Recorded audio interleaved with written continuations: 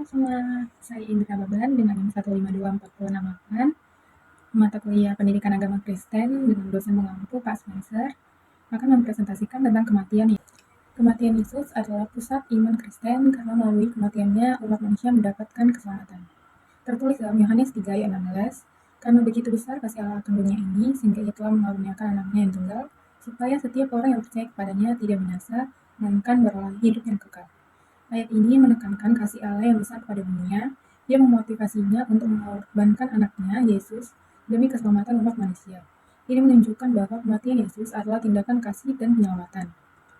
Latar belakang sejarah. Kehidupan Yesus di Palestina, abad pertama, dan ketegangan antara Yesus dengan pemimpin agama Yahudi yang merasa terancam oleh ajarannya. Pengkhianatan Yudas. Yudas Iskariot berkhianat dan menyerahkan Yesus. Tertulis dalam Matius 26 ayat 14-16. Kemudian pergilah seorang dari ke-12 murid itu yang bernama Yudas Iskariot kepada imam-imam kepala. Dia berkata, "Apa yang hendak kamu berikan kepadaku supaya aku menyerahkan dia kepada kamu?" Mereka membayar 30 uang perak kepadanya. Dan mulai saat itu ia mencari kesempatan yang baik untuk menyerahkan Yesus. Ayat ini menggambarkan pengkhianatan Yudas Iskariot yang berencana menyerahkan Yesus kepada pemimpin agama. Ini menyoroti pengkhianatan yang menjadi bagian penting dari peristiwa kematian Yesus. Peristiwa penangkapan. Penangkapan Yesus terjadi di Taman Getsemani, di mana Yesus berdoa sebelum penangkapannya. Tertulis dalam Matius 26 ayat 47-50. Waktu Yesus masih berbicara, datanglah Yudas, salah seorang dari ke-12 murid itu, dan bersama-sama dia rombongan besar orang yang membawa pedang dan pentung, disuruh oleh imam-imam kepala dan tua-tua bangsa Yahudi. Orang yang menyerahkan dia telah memberitakan tanda ini kepada mereka. Orang yang akan kecium itulah dia, tangkaplah dia. Dan segera ia maju mendapatkan Yesus dan berkata, "Salam Rabi," lalu mencium dia. Tetapi Yesus berkata kepadanya, "Hai teman, untuk itukah engkau datang?" Maka majulah mereka memegang Yesus dan menangkapnya. Ayat ini menggambarkan saat Yesus ditangkap. Ini mencerminkan momen penting ketika rencana penyaliban mulai terwujud, menunjukkan bahwa meskipun Yesus tahu apa yang akan terjadi, dia tetap langkah maju.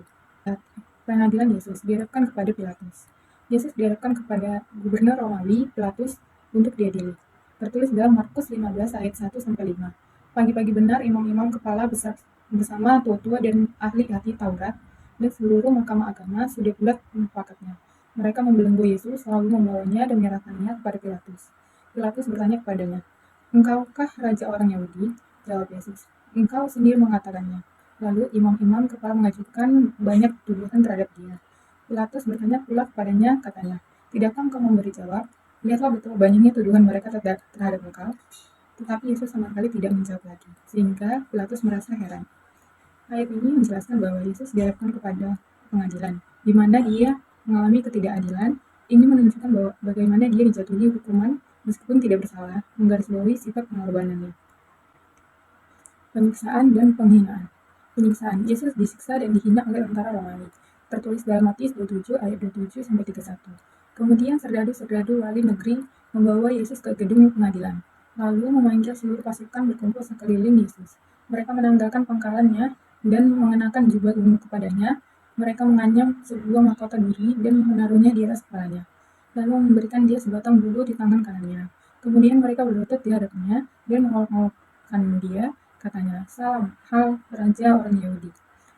Mereka menggodainya dan mengambil bulu itu dan memukulkannya ke kepalanya. Sesudah mengolok-olokkan dia, mereka menanggalkan jubah itu dari padanya dan mengenakan pula pakaiannya. Kemudian mereka membawa dia keluar untuk disalibkan. Ayat ini menggambarkan penyiksaan yang dialami Yesus oleh tentara Romawi. Penyiksaan ini menunjukkan kedalaman penderitaan yang harus dialami untuk menebus dosa umat manusia. Proses penyaliban. Perjalanan ke Golgota, Yesus terpaksa membawa salibnya, tetapi Simon dari Kirene membantunya. Tertulis dalam Lukas 23 ayat 26, ketika mereka membawa Yesus, mereka menangkap seorang yang bernama Simon dari Kirene, yang baru datang dari ladang, dan mereka menaruh salib itu di atas bahunya untuk dibawanya mengikuti Yesus. Ayat ini menunjukkan bahwa bagaimana Yesus dalam keadaan lemah dibantu oleh Simon dari Kirene untuk membawanya salib. Ini mencerminkan realitas penderitaan yang dialami Yesus serta solidaritas yang muncul di tengah penderitaan. Ucapan terakhir Yesus. Ucapan disalib, ucapan pengampunan dan penyerahan diri kepada Bapa. Tertulis dalam Lukas 23 ayat 34, Yesus berkata, Ya Bapa, ampunilah mereka, sebab mereka tidak tahu apa yang mereka perbuat. Dalam ucapan ini, Yesus memohon pengampunan bagi para penyiksanya, menunjukkan kasih dan belas kasihannya, bahkan saat dia disiksa. Ini adalah contoh pengampunan yang harus diteladani umat Kristen. Tertulis dalam Yohanes 19 ayat 30, ketika Yesus telah menerima anggur asam, ia berkata, "Sudah selesai." Lalu ia menundukkan kepalanya dan menyerahkan nyawanya. Dengan pernyataan sudah selesai, Yesus menegaskan bahwa misinya untuk menebus dosa umat manusia telah terpenuhi. Ini menunjukkan pentingnya pengorbanannya sebagai penyelamat. Kematian Yesus. Fenomena alam. Kematian Yesus disertai dengan fenomena alam seperti gempa bumi dan kegelapan. Tertulis dalam Matius 27 ayat 51 sampai 53. Dan lihatlah tabir bait suci terbelah dua dari atas sampai ke bawah, dan terjadilah gempa bumi. Dan bukit-bukit terbelah, dan kuburan-kuburan terbuka, dan banyak orang kudus yang telah meninggalkan bangkit. Dan sesudah kebangkitan Yesus, mereka pun keluar dari kubur, lalu masuk ke kota kudus yang menampakkan diri kepada banyak orang. Kepala pasukan dan prajurit-prajuritnya yang menjaga Yesus menjadi sangat takut ketika mereka melihat gempa bumi. Dan apa yang terjadi lalu berkata, "Sungguh ia ini adalah anak Allah." Fenomena alam yang terjadi saat kematian Yesus, gempa bumi dan tirai bait suci yang terbelah menunjukkan bahwa kematiannya memiliki dampak yang luar biasa, menandai dimulainya era baru dalam hubungan antara Allah dan umat manusia. Makna teologis. Penebusan dosa. Kematian Yesus adalah pengorbanan untuk penebusan dosa manusia. Tertulis dalam 1 Yohanes 2 ayat 2, dan ia adalah perdamaian untuk segala dosa kita, dan bukan untuk dosa kita saja, tetapi juga untuk dosa seluruh dunia. Ayat ini menegaskan bahwa Yesus adalah perdamaian bagi dosa seluruh umat manusia, menyoroti perannya sebagai pengantara yang membawa perdamaian antara Allah dan manusia melalui pengorbanannya. Implikasi bagi umat Kristen. Harapan dan keselamatan. Kematian Yesus memberikan jaminan keselamatan bagi mereka yang percaya. Tertulis dalam Roma 10 ayat 9, "Jika engkau mengaku dengan mulutmu bahwa Yesus adalah Tuhan dan percaya dalam hatimu bahwa Allah telah membangkitkan Dia dari antara orang mati, maka engkau akan diselamatkan." Ayat ini menunjukkan bahwa iman kepada Yesus sebagai Tuhan dan percaya pada kebangkitannya adalah syarat untuk keselamatan. Ia menggarisbawahi pentingnya respon pribadi terhadap pengorbanan Yesus. Perayaan kematian Yesus. Perayaan kematian Yesus diperingati hari Paskah. Kematian dan kebangkitan Yesus diperingati sebagai harapan bagi umat Kristen. Tertulis dalam 1 Korintus 15 ayat 55 sampai 57. "Hai maut, di manakah kemenanganmu? Hai maut, di manakah semangatmu? Semangatmu ialah dosa, dan kuasa dosa ialah hukum Taurat. Tetapi syukur kepada Allah yang telah memberikan kepada kita kemenangan oleh Yesus Kristus Tuhan kita." Ayat ini menggambarkan kemenangan atas maut yang diperoleh melalui kematian dan kebangkitan Yesus. Ini memberikan harapan kepada umat manusia bahwa kematian bukanlah akhir, melainkan awal hidup yang kekal. Tanggung jawab umat Kristen. Menghidupi pesan Yesus, meneladani pengorbanannya dan kasihnya. Tertulis dalam Yohanes 15 ayat 12. "Ini adalah perintahku supaya kamu saling mengasihi, seperti aku telah mengasihi kamu."